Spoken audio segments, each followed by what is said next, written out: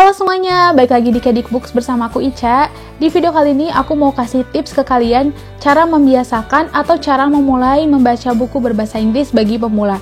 Tips-tips yang bakal aku bagi ke kalian semuanya adalah tips dari aku berdasarkan pengalaman aku membiasakan diri membaca buku berbahasa Inggris.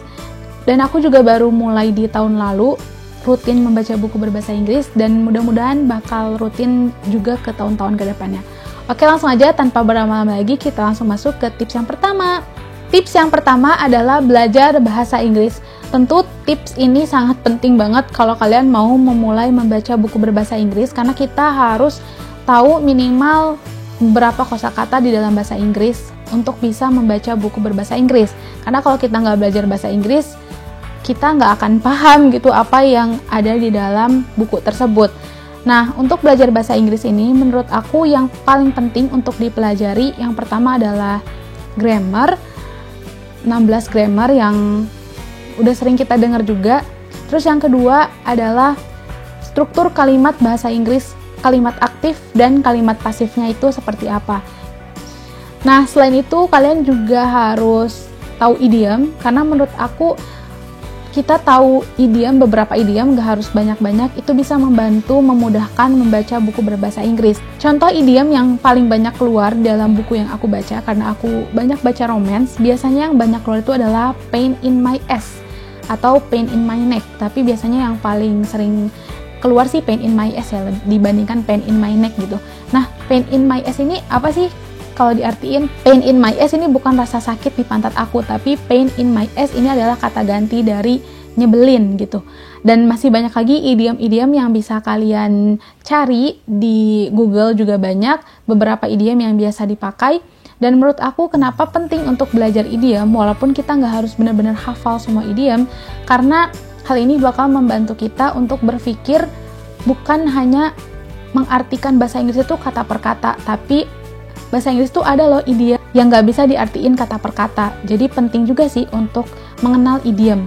Walaupun nggak tahu banyak tentang idiom, yang penting udah mengenal kalau di dalam bahasa Inggris itu ada idiom gitu. Terus yang selanjutnya adalah frasa verb. Aku lupa nyebutnya apa, kalau nggak salah frasa verb.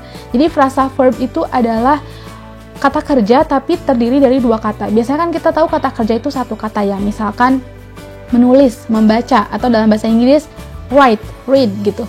Nah, tapi kalau misalkan frasa verb itu kata kerjanya terdiri dari dua kata. Contoh, look after, focus on. Dan itu sudah ada bahasanya? Sudah ada strukturnya dari bahasa Inggris sendiri. Kalau misalkan focus itu pasangannya dengan on. Lalu look ini bisa ada look after, bisa look for, dan yang artinya juga berbeda-beda. Look after bukan berarti melihat setelah, tapi artinya merawat. Oke, langsung kita masuk ke tips yang kedua. Setelah belajar bahasa Inggris, minimal tahu dasar-dasar berbahasa Inggris dan bisa mengartikan kalimat, kalian bisa langsung mulai mencoba membaca buku berbahasa Inggris. Nah, tips dari aku adalah untuk pemula bisa coba baca buku bahasa Inggris itu dari aplikasi seperti Google Playbook atau Kindle atau Script, dan mungkin masih ada aplikasi-aplikasi lain yang aku kurang tahu. Tapi untuk aku pribadi, aku awal mula membaca buku bahasa Inggris itu aku mulai dari Playbook. Dan di Playbook ini karena dia terkoneksi dengan Google Translate, itu bisa ditranslate lebih dari satu kata. Kalau di Script dan di Kindle itu hanya bisa mentranslate satu kata aja dan kamusnya tuh Inggris-Inggris. Sedangkan kalau menggunakan Google Playbook itu bisa pakai kamus Inggris-Indonesia. Jadi hal ini bakal mempermudah banget teman-teman yang baru mau belajar membaca buku berbahasa Inggris. Nanti aku bakal kasih lihat di sini gimana cara translate-nya, tinggal ditekan aja gitu dan bisa benar-benar bisa separagraf. Tapi hal ini jangan dijadikan kebiasaan juga karena nanti jadi nggak improve aja gitu. Dan selain itu, membaca buku berbahasa Inggris melalui aplikasi itu benar-benar ngebantu karena kita nggak akan dibuat pusing. Kadang kan membaca buku berbahasa Inggris itu udah kita dibuat pusing, nggak paham sama bahasanya, kita dibuat pusing bolak-balik buka kamus dan buka buku. Nah, kalau menggunakan aplikasi kayak gini, tinggal pencet aja kata yang kita nggak paham, langsung keluar artinya, udah.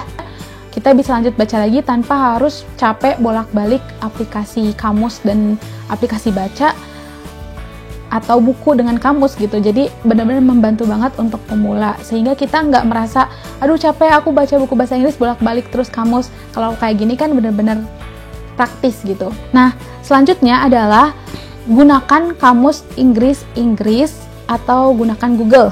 Maksudnya adalah ada beberapa kata yang terkadang ditranslate ke bahasa Indonesia itu sebenarnya tidak sesuai dengan arti yang sebenarnya. Dari pengalaman aku selama ini, kata bahasa Inggris itu kadang bisa memiliki arti ganda gitu. Jadi satu kata itu bisa di dalam bahasa Indonesia jadi beberapa arti gitu. Dan hal ini membantu banget kalau kalian cek kamus Inggris-Inggris. Kenapa? Karena kalau di kamus Inggris-Inggris itu biasanya dijelasin beberapa penjelasan arti dari si kata itu. Nanti aku bakal coba kasih contoh. Di sini aku menggunakan kamus Longman Dictionary dan aku cukup suka dengan kamus Longman ini. Tapi untuk kamus Inggris-Inggris ini banyak ya pilihannya. Kalau nggak salah ada Oxford Dictionary juga, terus ada Cambridge Dictionary, ada Merriam-Webster. Kalau nggak salah aku lupa namanya, nanti aku bakal coba cari tahu lagi dan bakal aku taruh pokoknya di sini. Aku juga kadang-kadang kalau di Longman merasa nggak nemu, aku searching di Google gitu, dan searching di Google juga ngebantu banget karena banyak informasi-informasi di Google dari web-web lain gitu tentang arti dari bahasa Inggris kayak gitu. Tips selanjutnya yang ini aku dapatkan dari seorang bookstagram luar, dan dia ngasih tips kalau mau memulai membaca buku berbahasa Inggris itu gak perlu kalian hafal atau gak perlu kalian cari setiap arti kata yang ada dalam buku itu yang kalian gak paham. Aku awal mula membiasakan diri membaca buku bahasa Inggris, itu aku tandain banyak kata yang aku gak ngerti, yang aku gak paham.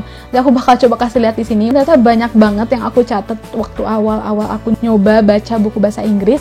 Padahal sebenarnya hal ini tuh gak efektif, karena kita gak akan bisa menerima informasi vocabulary baru dalam jumlah yang banyak dalam satu waktu.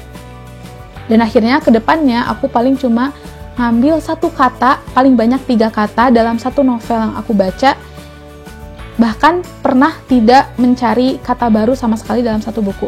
Yang penting aku udah paham konteks atau adegan di dalam buku itu kayak gimana sih. Jadi kalian tandailah kata-kata yang menarik, atau kalian merasa tertarik sama kata itu, atau kalian merasa kata itu sering keluar di buku-buku yang kalian baca atau di komen-komen gitu ya. Baru kalian tandain ini artinya ini gitu. Tips selanjutnya, kalau aku sendiri setelah membaca itu biasanya merangkum apa yang sudah aku baca, dan aku rangkum dalam bahasa Inggris untuk meningkatkan kemampuan bahasa Inggris aku juga. Tapi tergantung, kalau misalnya kalian merasa malas untuk nulis menggunakan bahasa Inggris, kalian ya tulis atau rangkum aja dalam bahasa Indonesia. Yang penting kan intinya kalian menceritakan lagi apa yang sudah kalian dapat dalam bahasa Inggris gitu. Hal ini juga bakal membantu kalian untuk membuat jadi kalian tuh bakal lebih pasti gitu, oh aku paham sama apa yang aku baca, ketika kalian bisa menuangkan lagi apa yang kalian baca itu ke dalam sebuah tulisan. Atau kalau misalnya kalian gak suka nulis-nulis, kalian bisa ceritain dengan lisan, misalkan kalian di depan kamera atau di depan kaca nyeritain lagi apa yang kalian baca, entah dalam bahasa Inggris atau dalam bahasa Indonesia. Tips selanjutnya adalah coba membaca buku berbahasa Inggris dari penulis yang berbeda-beda. Karena setiap penulis itu punya ciri khas narasi yang unik. Kadang ada penulis yang menurut aku bahasa Inggrisnya itu aku lebih mudah untuk memahaminya dibandingkan dengan penulis yang lain. Menurut aku dengan kita membaca buku berbahasa Inggris dari penulis yang berbeda-beda akan membantu meningkatkan kemampuan memahami buku berbahasa Inggris. Hal selanjutnya, tips selanjutnya yang paling penting adalah sabar dan juga biasakan. Setelah membaca satu buku bahasa Inggris, jangan berhenti, cari lagi buku bahasa Inggris yang lain. Nah, terus juga aku lupa kasih tahu, kalau misalkan kalian belum mau mengeluarkan uang untuk membaca buku berbahasa Inggris, kalian bisa cari free ebook. Karena di Playbook atau di Kindle itu banyak banget free ebook.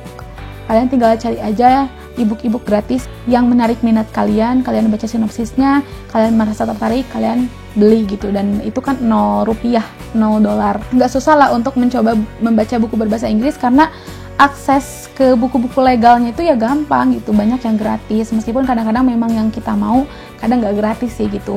Tapi ya untuk baca-baca awal bisa cari-cari lah yang gratis, yang pendek-pendek, karena biasanya yang gratis di Playbook juga banyaknya pendek-pendek, jadi nggak akan terlalu terintimidasi gitu untuk mencoba memulai membaca buku berbahasa Inggris.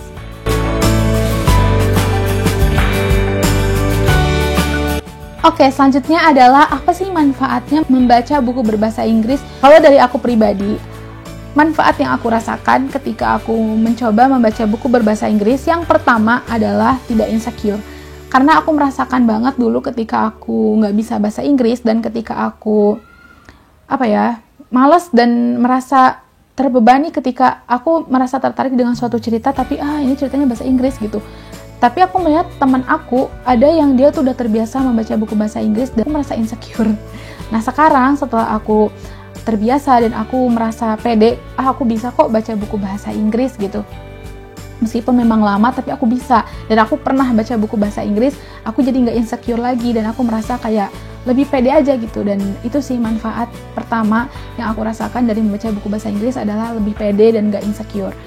Yang kedua adalah mendapatkan wawasan yang lebih luas. Gak semua buku luar itu diterjemahkan ke dalam bahasa Indonesia. Dan kadang ada buku yang kita tertarik, ternyata bukunya belum diterjemahkan. Lama kan kalau misalkan kita harus nunggu dia diterjemahkan, bisa jadi nggak diterjemahkan gitu oleh penerbit Indonesia. Jadi daripada kita nunggu-nunggu terjemahannya, mending langsung membaca buku bahasa Inggrisnya gitu. Dan manfaat selanjutnya adalah jadi tahu budaya orang luar, karena bisa dibilang budaya kita dengan orang luar dan ke open minded-nya itu benar-benar beda banget. Aku memang orang yang berprinsip, aku juga punya batasan-batasan yang gak akan pernah aku lewatin sebagai manusia. Tapi yang intinya adalah meskipun aku berprinsip, aku kan hidup di dunia ini gak sendiri gitu. Aku pasti bakal ketemu sama A, sama B, dan aku merasa aku perlu bisa menempatkan diri dengan baik dengan obrolan mereka, pikiran mereka gitu. Dan dengan tahu banyak hal kan jadi membantu juga bagaimana kita bersikap terhadap orang lain, kayak gitu. Oke, jadi itu aja yang bisa aku sampaikan di video kali ini. Mudah-mudahan video kali ini bermanfaat dan bisa membantu teman-teman yang baru ingin memulai membaca buku berbahasa Inggris. Jangan lupa klik subscribe kalau misalkan belum subscribe, dan juga klik tombol like kalau suka video ini, dan juga bisa dibagikan ke teman-teman yang merasa butuh tips memulai membaca buku berbahasa Inggris. Sampai jumpa di video-video berikutnya. Dadah!